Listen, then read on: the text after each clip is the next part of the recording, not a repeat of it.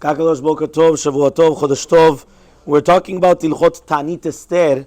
So there's a minhag Yisrael to fast on the 13th of Adar because during the time of Mordechai and Esther, all the Jews came together on the Shlosha Asar of Adar and they went against their enemies. So therefore they needed Rachamei Shamayim, they needed mercy from HaKadosh Baruch Hu in order to come and to win their enemies. So they went and they started doing Tefillah and Tacharunim. They did a Ta'anit on this day. And just like Moshe Amad v'Ta'anit u'Tefillah be'oto yom, as is brought out in Mechilta in Parashat B'Shalach, so too we did the same thing as well. So against Amalek we need Ta'anit and Tefillah, right? And that's exactly what we're doing. So he says, Hashem Yitbarach, he listened to the Tefillah and they accepted the Tefillah, and therefore obviously we switched. It was V'nafochu that we went against them, we killed them out instead of them killing us out. So this Tzom is called Taanit Esther. Now, some people say that the reason Taanit Esther is in order to do Zecher for the Taanit Shegazra Esther during the month of Nisan, but we know that Esther Amalka, she did it during the month of Nisan, the 3 days of the Taanit. But again, we didn't want to do it in Nisan because it's not good to fast during the month of Nisan,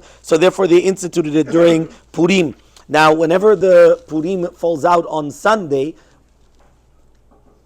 which actually happens this year, so therefore what happens is that the Thursday before, we're going to be doing Taanit Esther. Why? Because we do not do Taanit obviously on Shabbat, and therefore it's going to be done Thursday. So this year on Thursday is going to be Taanit Esther, and then on Motzei Shabbat will be Purim. Now obviously in this fast, it's a little bit more lenient in the fact that anyone that's a woman that she's pregnant or that she's feeding, she's nursing for the entire time that she's nursing, she's going to be exempt from the Taanit. Also, children are going to be exempt from the Taanit. A Choleh She'en Bo Sakana, which is a person that's not. It's not that he's a sakana, but even without a sakana, even without a danger, he's also exempt from the Taanit. So these are just different halachot to do with Taanit Esther. The last halakha I'll just mention is that since we already started Rosh Chodesh Adar, so we'll just mention it. Yesterday we read Parashat Shekalim. What is Shekalim exactly? So therefore we have a minhag before Purim to give Zecher Lemachzit Shekel that we used to give, since we used to give Machzit Shekel.